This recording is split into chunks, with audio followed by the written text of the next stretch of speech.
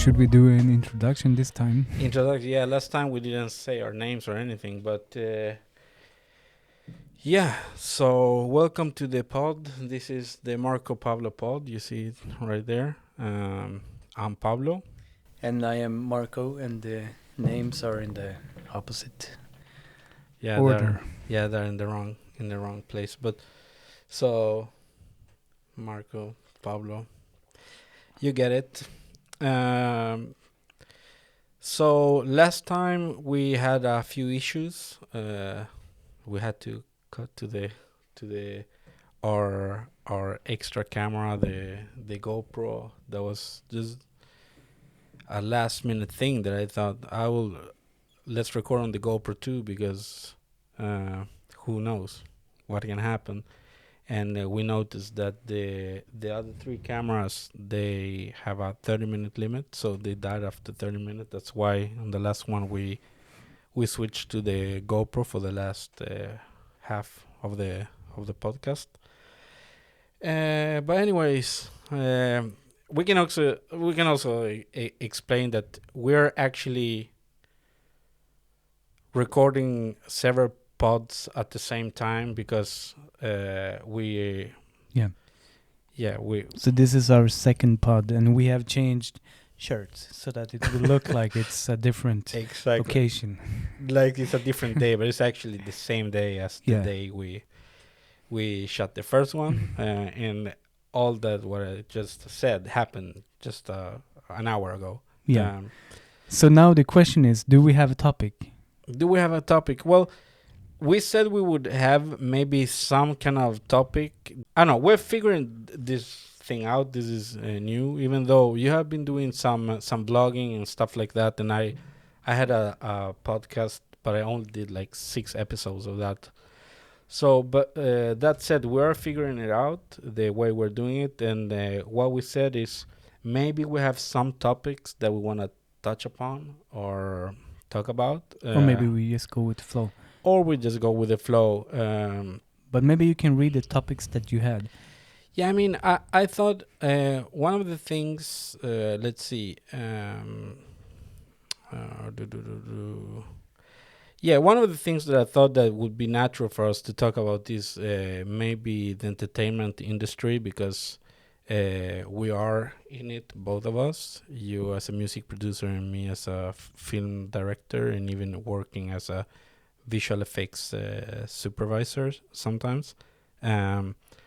So maybe we can talk about that a little bit. I know we had not a discussion, but we talked about it like a couple of weeks ago before I had the coronavirus. And because I'm kind of like, maybe you've seen it, that I'm kind of like, I've done 2 feature films, and I'm working on my third one right now. And it's so much work that I, when we talked about it last time, at least I told you that I was kind of like not tired of it, but I'm kind of like, I don't see the point really. Why am I doing it? What am I trying to achieve with a feature film? What is it that I wanna say with it? And is it worth all that money and all that time? Because I'm doing it as an independent director, producer. So it's costing me a lot of money, and it's taking a lot of time. And then you and I can sit here for an hour and talk and create 1 hour of interesting content when we talk about different stuff, and it doesn't cost barely anything. Yeah. It's a few cameras running and light and a TV in the background, and that's it. Yeah. So I don't really feel there's a clear outlet for filmmakers like me, writing scripts, creating films, interesting films. They don't go anywhere. So what's the point of doing that? Do you feel like the music industry has come to that too, or is it not in that stage? I actually think in the music industry there's maybe now more than ever like a space for all kinds of genres and everything. because back in the days there were these super big megastars. Well, they're still here, but I mean, there's people that are really famous that I haven't even heard of, but they're famous in their category, and so if I go into YouTube or Spotify or something, and then they will line me up with similar content, so I only hear the kind of things that I'm listening to. So therefore, there's also now a great opportunity for smaller niches to have a crowd. So how do you make money from music these days? Are people making, because so like I was saying before, with the film industry, it's like you can't make money from your films if they are not like shown anywhere, if no channels or TV are buying it. So what do you do with your songs when they are done? How do you get them out there? How do you get some revenue for that work? Yeah, there is actually more money in the music industry today than ever before.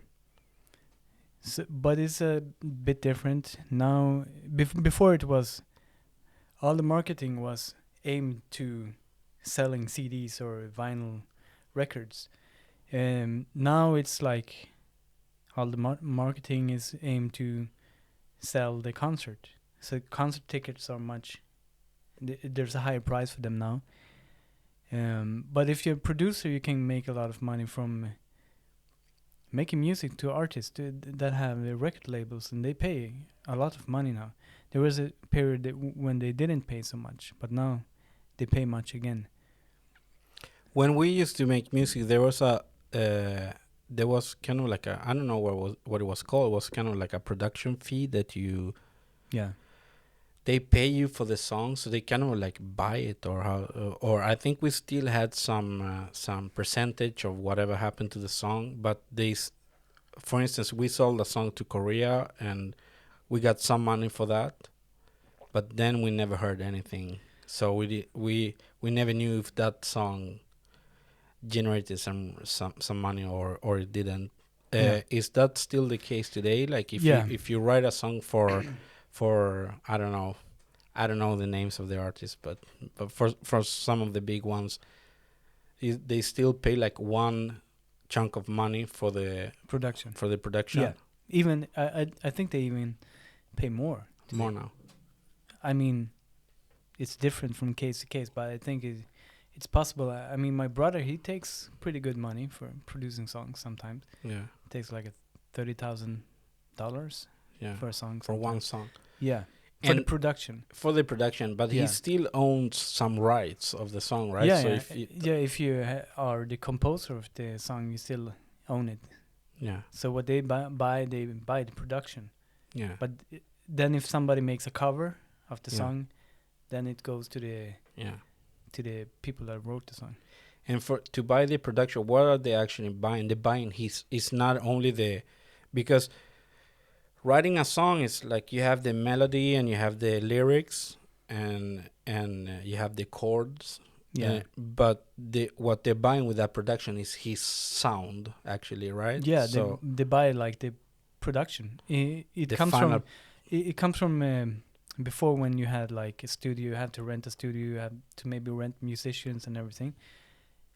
That costs money, so they pay for that and you produce it, and just like you produce a movie, you might get a sum of money when you make music videos. Yeah. So they pay you for the production. Yeah, that's true. But the different with the music videos is like I've done a bunch of music videos. Is they pay me one sum for the music video, but when it's done, I deliver it and I don't see. I mean, if they get like, for instance, there's one I did a few weeks ago that already has 100,000 views on YouTube, and I'm guessing that generating money on YouTube, right? Because, but that money never comes my way.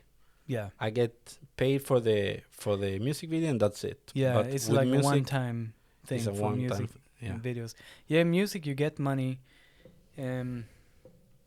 Yeah, Spotify, they pay money, but at the same time, like the big artists that have labels behind them, they're the ones that get more money. So if you're like an independent artist, you might not get so much money from Spotify.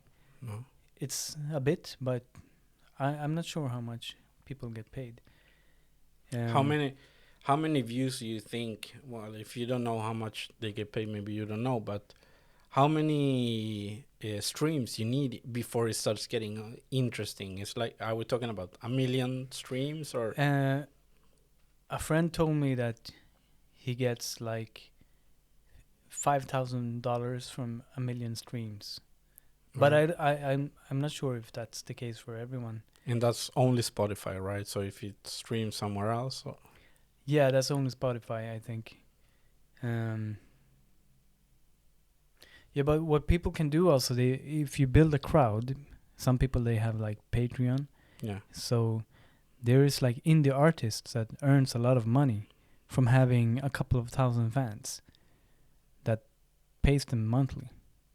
How do they do that? They have a website and people go there and download the music, or? Often it's from Patreon. Do you know what it is? Oh yeah, Patreon. Yeah. That's kind of like a. You have a page on Patreon, so but you drive traffic from different platforms. Yeah. YouTube often. So you have a YouTube channel and you do content not only for musicians, it can be all kinds of people, podcasters, people making sketches. Yeah. But for music, so how would that work? Let's say you made a song and you have a Patreon. Is it that people go in and pay you in Patreon and then they can download it, or they just pay you if they want to and they can download it anyways, or? You can decide by yourself what kind of deal you give them. So I decide if I have a Patreon account, I make some kind of video and talk about what I do, and then I can I am able to choose the different offers, maybe $1 per month or more, and if somebody pays more, they might get more. You also give them something for what they pay for. Basically, What could that be? it could be maybe like VIP tickets backstage or some kind of merchandise or something. If you're not one of the big artists, how do you arrange? Let's say you wanna have a concert. You can't, right? You can't have like a rent the Globen in Sweden to have or can you do it, or? Yeah, I think you can do it if you have the money. I mean, that's what the production companies that arranges concerts and stuff, that's what they do. Yeah, but I mean, if you're so how since what you're telling me is the way to make money now with music is concerts, right? That's the main thing, because people don't buy CDs or vinyl or anything. I think there's many ways. Some people even sell music in the like metal and rock genre. They still sell CDs and sometimes vinyls. Alright. So yeah, there's some people earning a lot of money from selling CDs, but maybe in other genres people don't buy so much. So, for instance, you write a lot of songs for an artist that's a friend of ours, Clara Casmi, and I know you have shows because I see sometimes on Instagram or on Facebook that you have your Not so much now, but Yeah. some periods we have a lot of shows. And so for those shows, are the owners of that place contacting you and saying, "Do you want to play here? We pay you this much," or are you calling them and saying, No, we haven't done anything. We haven't like lifted a finger to get a gig. It's only been people contacting us. all right. So we had never like reached out to somebody and asked if we can play somewhere. Everything has come to us. But that's doable too, right? You can. Yeah. Like if we wanted to do it more, we could. And yeah, you get paid. You can get paid. I mean, some people, you have to be good at taking money. I mean, Yeah. like receiving money. It's like Charging. you have to have that abundance mindset. Yeah, because we talked about this a few weeks ago. It's like it's really hard charging for arts. It's Yeah. if you paint a beautiful painting, and then how much is it worth? If you make a song, how much is that worth? And with music, maybe there's a way now with Spotify. It's worth, the more people want it, the more money you get. I But mean, people pay for it. People pay for Spotify, yeah, but I'm not sure how they distribute it. I mean, I just read an article. Some of the top people in Spotify, they took like $1 billion in salaries. Like this was maybe 4 people all right, in 1 year. okay. So, The like CEOs and yeah, the top. not $1 billion, but 1 billion kroner. Yeah, It's like 100 million or something. So Yeah. they share that for their salaries. So there's one thing about the music industry that when I was in it, I felt like it was really strange, and I guess it's still like that. At least for us, we were music producers, so we work with a bunch of different artists, and they the way it worked then, and you can correct me if it doesn't work like that anymore, but let's say someone like Madonna was looking for songs, and then you had producers all over the world writing songs for Madonna. So what would she like? What kind of sound, what kind of chords she likes, what kind of melodies does she like? And people would be writing hundreds and hundreds of songs, and they would send that to the label, and the label would choose. I don't know if she works like this, but most artists worked like this, at least before when we were doing it, or when I was involved in it. And they choose 12, and then they they buy those 12, and then they release it. And imagine if that would be the case for other industries. Like you're a carpenter and you wanna buy, or you're a consumer, you wanna buy a table, and you ask 100 people to make a table, and then you choose the one that you like. yeah. That's Yeah. insane. Yeah, that's strange. That's only in the music business, I believe. Yeah, I So know. you work for free until they pay you. I mean, it's no guarantee they will pay you. Yeah, so you write a song just in case they want it, and then if they don't want it, then, and for most people, you never sell a song. Yeah, but at the same time, when people make songs that's not like chosen, then they can use it to other things. Oh yeah, that's true. You can sell it to someone else that Yeah. didn't. So yeah, because you hear about that a lot too. Like, yeah, this song was written for blah blah blah, but that person didn't take it, so it went to blah blah blah, and it became a huge hit. And so,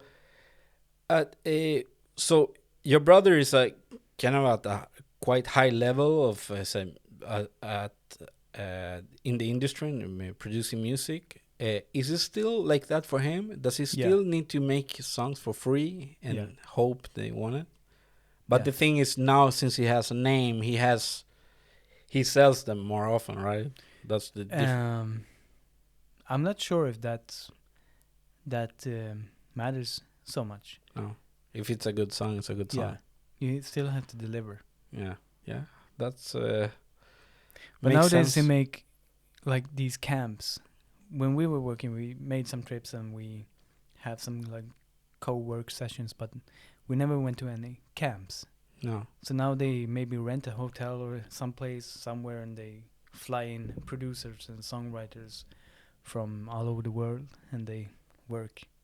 And then just write songs, and they don't have any outlet in mind for those songs. They just write songs randomly, or what?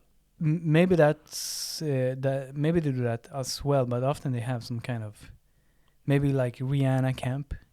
It's like Rihanna's label or something. They arrange it, so they make maybe 300 songs or 200 songs, something like that. So how do they get paid to go there, or just the trip and the hotel, or how? I'm not really sure. You when we worked, our label paid us to go to London and stuff, but then I think we paid for it with money that we bring in. Yeah, of course. When we sell a song, so they need to recoup the money. Yeah. So it's not like they are giving that away. Um, it's interesting. I always like draw parallels between the music industry and the film industry since I transitioned from the music industry to the film industry. And the thing that we were talking about before about the film industry is like, I remember we could make a song in one day. If we were working with an artist that was fast, sometimes we had some of them were really fast. Mhm. They could write the lyrics in like 30 minutes and we could record the song, the vocals, and then we could have a okay mix of the song in one day. Yeah. And if nothing happens with that song, you lost one day of work. But making films, you're maybe like, I spent on my first film, I spent like 3 or 4 years, and 3 years on the second one, and now I'm into my first year of the third one. Although I haven't been working that hard on the third one, we shot it. Now we're editing. So, but it's still a lot of money and a lot of time that goes into making a film, and for if you're working at that level, like indie level, like independent, you're making the film for no one. Yeah. You don't have an outlet. So I don't know what the solution for the film industry, if someone watching has a good idea of, I mean, distribution is really hard. It's the films don't go anywhere. I mean, I know a lot of people making films, even though they make some kind of buzz out there, I'm 100% sure they're not making the money back, most of them. Maybe like your movies, they have like a good quality and stuff.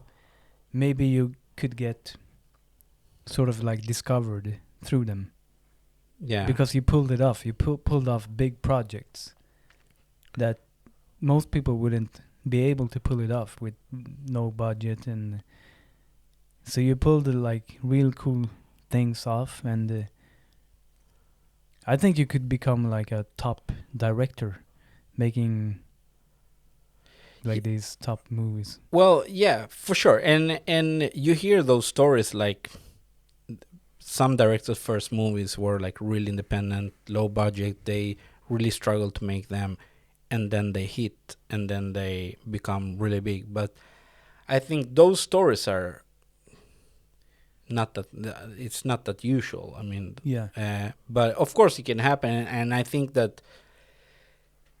that's of course what you wish for when you're making a film is you wish that people will discover it. Like, for instance, the previous film, not the one I'm working on right now, the one before this one, doesn't have distribution yet, and still that film like won awards all over the world.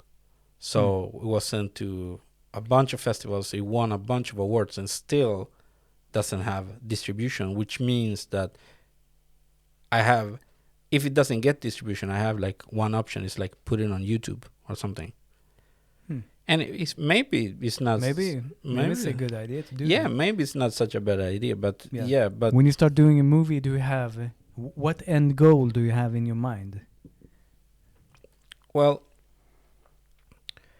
one goal has always been, I find a subject that I'm interested about, and I try to write a story about it in order to make people think about that issue. Yeah. If I find something that's an issue, so you want to create some kind of change. Yeah, some kind of change. That's always the main goal. I find something that I feel is interesting or something that needs to be talked about or whatever, and then I write something about it, and I try to find an angle that can make people think about the subject and maybe change their position or reinforce whatever position they have on that subject. So that's, of course, that's the main thing, but you also need the films to make some money, otherwise you can't keep doing it. But have you like thought about that before. I mean, How to make I'm money talking from them? about mind power or love attraction or whatever you want to call it, because what you said put into your subconscious mind is what comes out. Because if you don't think about that when you start doing a project, then It will never nothing- happen. no. So I've been doing that even before I knew I was doing that. For instance, when we started to work, I mean way back when we started to do music, I had been a musician for some time. I've been going to music schools and everything, and then I stopped. I was only training. That was everything I was doing, and I missed the music, and I was thinking to myself one day, this is not what I'm supposed to do. I'm supposed to do music. I want to find some way to do music. And then we started to work. And after we had worked for like less than a week, we were already in contact with that label, and we did that remix, and we got paid and everything. So it Yeah. happened very quickly. And also when I started to work with Clara, Yeah. I remember a friend of ours, she had signed with some label, and they said like, oh, it's really hard to get the songs onto radio. And I thought, no, it's going to be easy. The radio is going to come to us. So I said that this for like half a year or something. The radio is going to come to us. And then one day she got an email. There's like the head of some kind of radio, and they wanted to play our songs. And then more and more radio channels started to play our songs. So Law of attraction is an interesting concept, and what what I can take from it is once you start thinking about it, it's not like stuff just happens, right? It's No. like if you're thinking about it, if you have that goal, yeah, then you adjust any situation to achieve that goal. So if Yeah. you're if you meet someone at a club or at a restaurant, and you mention or you talk about it, or yeah, because that person is a key person to make that thing happen, yeah, it will happen. But it's not just because it happens automatically. It happens definitely. because you are attracting that energy by talking to people, by doing stuff. yeah, So it's kind of like being proactive. So maybe people think about the law of attraction as a more, I don't want to call it mambo jumbo spiritual thing, but it's a little bit of that, but it's also a little bit of you knowing what you want yeah, definitely. and moving in that direction. Yeah, definitely. So yeah, I agree. Maybe that's the big issue with my films. Yeah, and also I heard you said many times like I don't remember exactly how you said it, but you said something like, yeah, this thing with money, it's now so easy to get somebody to pay me. There's other stuff they're really good at getting like money for your projects and stuff like that. Maybe if you change that story, you will get a different result. What do you mean? Like, because I usually I say, mean, I heard you say this over the years. I don't remember the yeah, details. Like, I mean, you get paid a lot when you do the commercials and everything, so you have good money. But I think you have to change your mindset about getting paid about movies. And yeah. I think I know what you mean. It's like it's been hard for me to get money, get fundings for a project. yeah, I feel like I always want to show what I can do, and then I want people to invest in me. And at the same time, I made 2 features, but for most directors, they won't even make one. So they need to be able to get the money only with an idea or talking or convincing people that this is a good investment. And maybe the root of it all is like, maybe I don't believe it myself. I don't see the way that the film can actually make money. yeah, For some projects, I feel I have one project I feel that project can actually make money, because that project is more is broad. So I think, and it's more pop culture kind of Mm. idea. So, but I think it's a shame. It's a shame that if you make an artsy film that's important and obviously people. I don't think it has to do with that either. I think it has to do with the mindset, because you can do artsy movies that make money. If you check the history, there's probably a lot of them that's made a lot of money. Yeah, sure. I mean, So when it comes to the music, I know a lot of people that say it's really hard to get gigs, it's really hard to get paid, but not for me, not for us. We always get paid. We get well paid. We're not even famous or anything. We don't even play much, but when we do, we get paid. yeah, and Yeah. it's because you're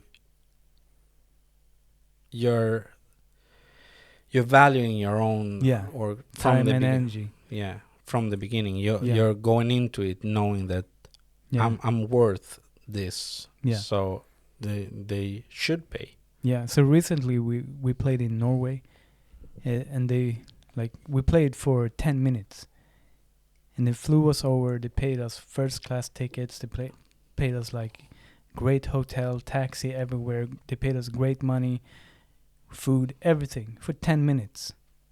10 minutes of work, and they put in a lot of money for that. I mean, it's more than 10 minutes.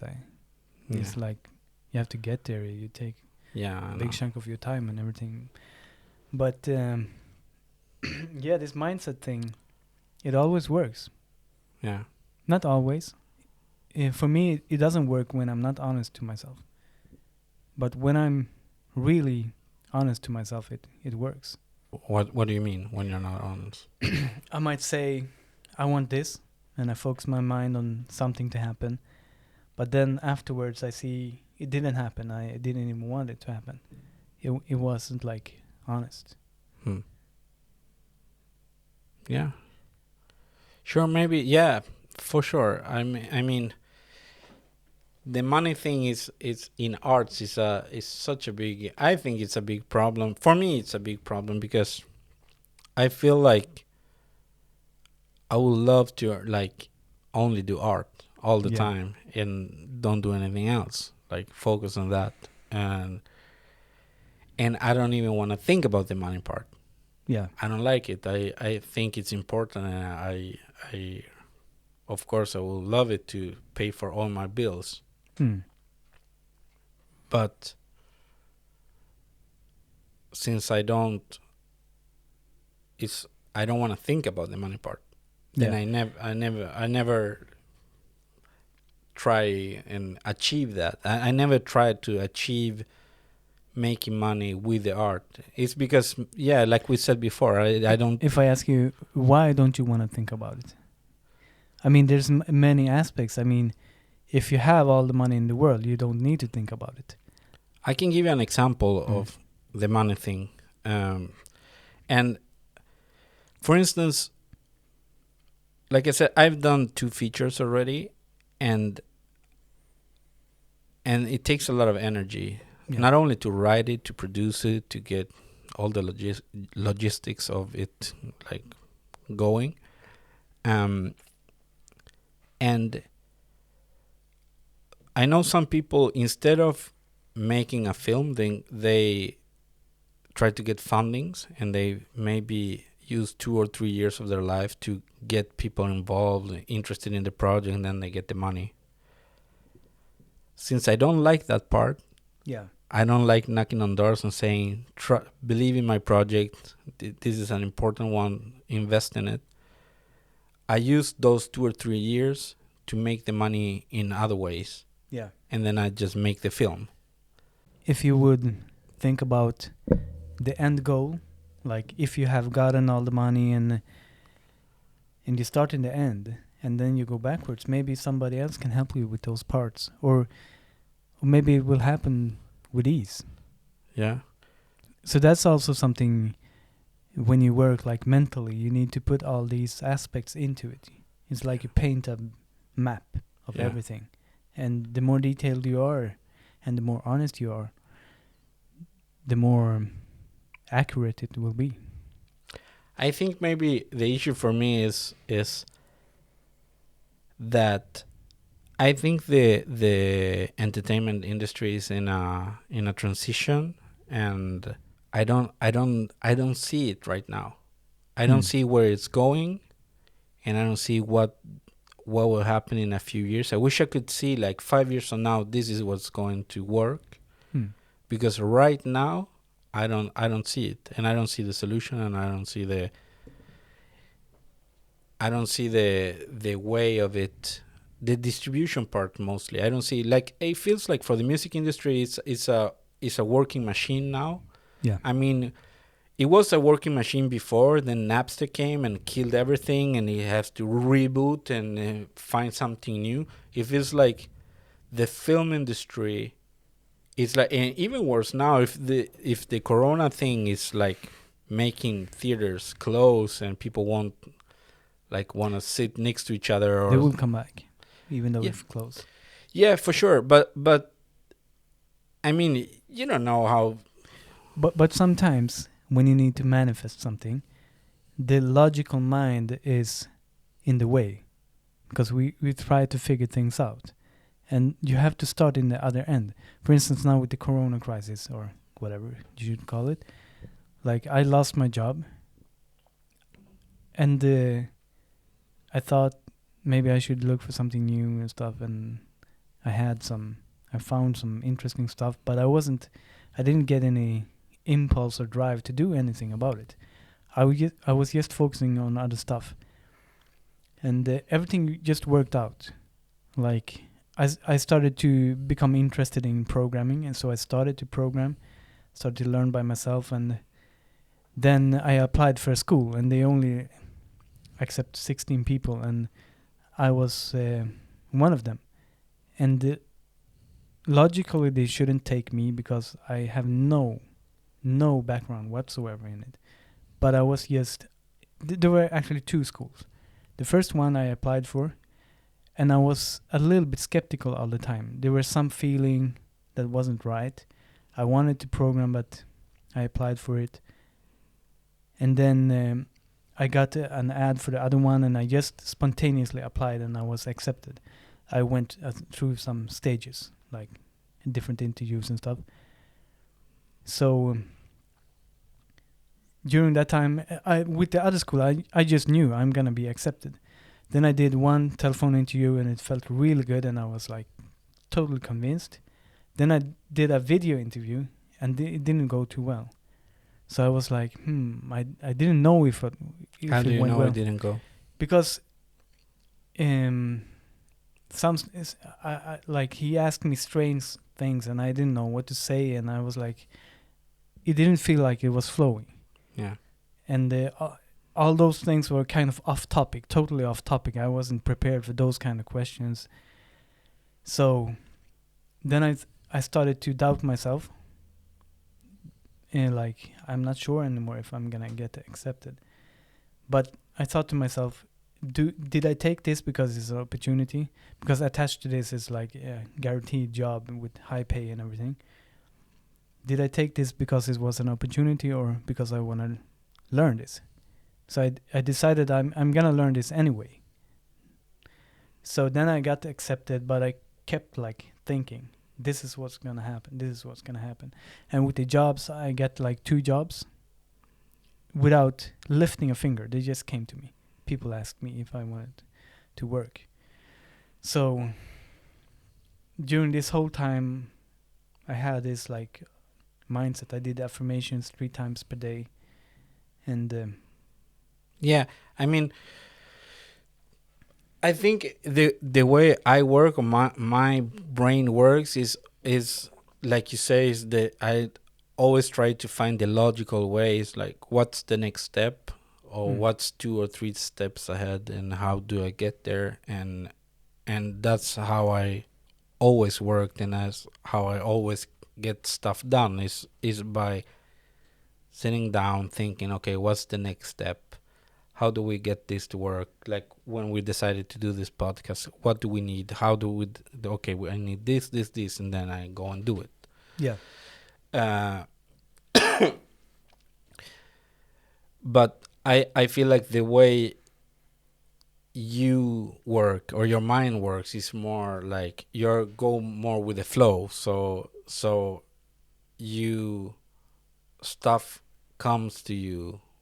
Yeah, I've like realized that it two different kind of when it comes to manifest. Some things you have to. If I want to build a brick house, I have to lay a brick by brick. It won't happen if I just think about it, except if somebody else does it for me. But you have to do stuff. And some other things are like a mix. You have to do things and work with like your energy. And some things are even you have to only work with energy. Sometimes when it comes to relationship problems with other people, you just cannot find a way. Even if you try to communicate, you cannot find a way. Then you have to work with energy. And things like work out. And yeah, as you said before, I try to find a balance between going with the flow and, as you say, do things. Being proactive. Yeah, being proactive. Hmm. So I'm actually working more on becoming like proactive, doing stuff on that side right now. I'm working more on that because I need to balance stuff. Yeah. Yeah, and that's why maybe that's why you and I work so well Yeah. together, is because I should focus more on the working on the mindset Yeah. for a project before I just do it, because I feel like we talked about this before, but I feel like sometimes a client comes to me and says, I would like to make this music video, and then I give them an idea, and they like it, and we make it. And many times I don't even know why I'm doing it. Yeah. I don't even know why am I doing that. What's the point? Is this the best thing for the artist? Is this the best thing for the client? Why are we doing it this way? Did I just have an amazing idea on something that's visually interesting? But I think it goes hand in hand with maybe taking a step back. And maybe this is not exactly what we were talking about visualizing or what you want to do, but at the same time, it kind of goes hand in hand, because I feel like since I am wired that way, that I'm proactive, I just do, okay, let's do this, and I don't think about it too much. I just do it. You have to find a balance, and as you said, like when we work together, I think when I work with you, what I do becomes even better, and I think it's like synergy. Yeah, like when you work with different people, you do greater things, and vice versa. Because I feel like when we work together, it's I think that part of it is like taking a step back and thinking about it, and why are we doing this, and in this way. It's like I wouldn't do it if I was doing it alone. I would just do it, and then a year later I will be like, why have I spent a year on this? Yeah, but it's also like experience, because we get ideas. Like you might get an idea for a movie or something. It just comes like that. But if you brainstorm everything around it, like the purpose of it, all the technical stuff, everything, and even the business side of it, then after a while you will also start to come up with ideas that includes all of this. So that's the same thing when I did courses. I just thought about the idea I got, because if I was like learning something, then I wanted to teach that to others. Okay, explain that to people, what you're talking about when you say you did courses. Yeah, I've been doing like courses in personal development. I've been doing yoga courses, qigong courses, breathing courses, teaching people how to relax, sound healing classes, and also like mental training kind of courses. So the health / personal development business. So what I first started to do was just like I wanted to teach something that I knew, but now I include like people's needs. I think from their point of view, not from my point of view, because I know this will benefit people, but they won't know it. So you have to like make more specific products for more specific needs. Do you feel like that you got better at that? Because you did study some marketing and stuff like that before. So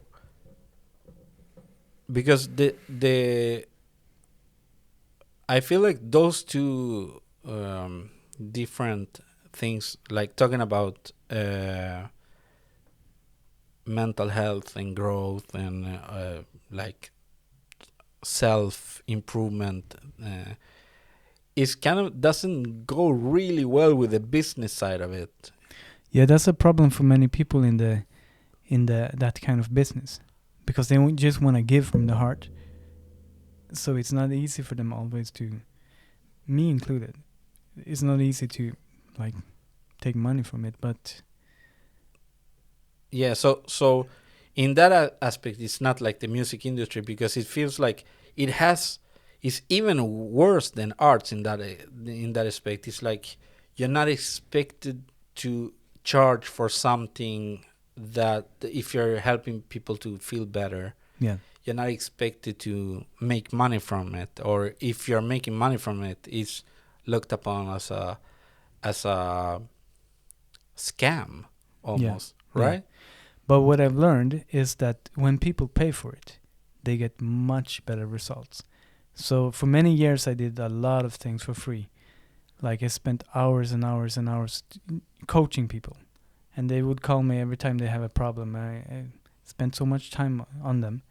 But the people that didn't pay, they weren't ready to do the work. And after a while I was like, I cannot be creative for you every time. If you have a problem, I cannot be the one finding a solution for you every time, because I'm not even helping you. It's better if I give you practices so that you can learn how to use your mind to find the solutions you need. I understand that, but at the same time, it's like that's kind of like a side effect of the problem, because they are the ones that pay you are more invested in whatever improvement they need. They're more invested, so they're actually using their own money, and because they feel they really need it, and so they're willing to pay for it. So that automatically makes them more willing to take whatever you're giving them. But what I'm talking about is it's kind of weird to charge. Now we're going this a lot of money talk in this one, but it's kind of weird to charge for that knowledge, even if that didn't work, Yeah. people see it as a scam as soon as like some kind of a health becomes big, and health, I don't know, like yoga teacher or something like that becomes really rich, really famous. Then It kind of collides. It's like, Yeah. oh, this yoga teacher is this famous and this rich. Yeah, that is like a story that a lot of people have. I mean a subconscious story about money. It's seen as something bad. And I think that's something we need to change. Because money is just energy. It's like exchange of energy. Yeah, I still feel it's weird that people don't expect you to charge for that kind of knowledge when it comes to like health improvement, or when it comes to the more like spiritual side of things. But actually people do charge. Yeah. And also some of my customers that come to my classes said, you should charge more. Yeah. You take too little. So people do charge. Are you still doing that or you're not? I actually took a break in the beginning of this year, I said like I'm gonna take a little break now. Then this Corona thing happened, so maybe Yeah. it was like perfect timing. Perfect timing, yeah.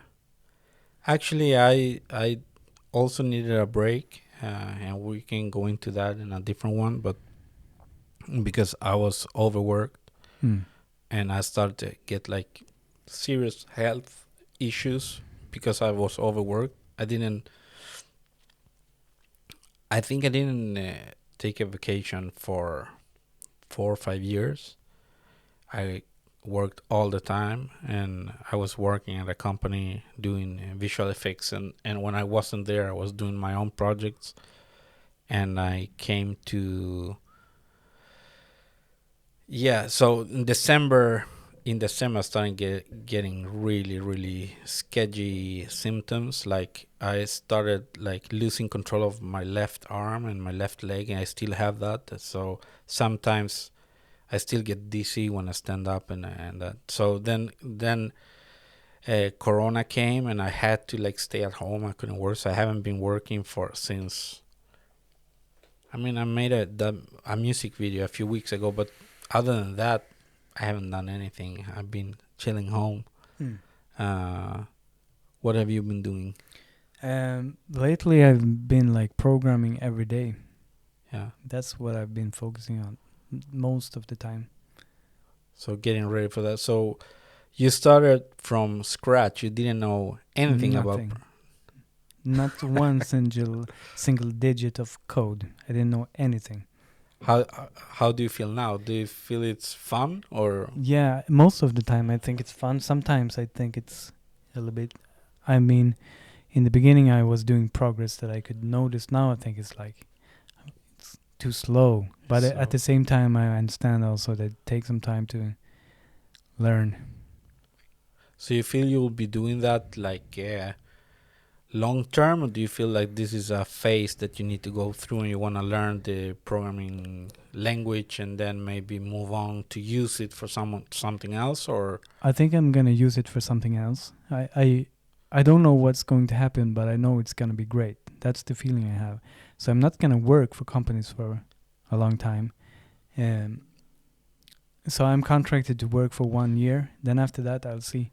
yeah. So I want to make my own apps, and I want to help my friends that have ideas for apps, and there's a lot of things So you can do. you will mostly focus on apps for Android or iPhones and. I'm not really sure yet, but yeah, I want to learn how to make apps. But my main focus, I think, is gonna be not to do very technical and difficult stuff. I'm thinking like user experience.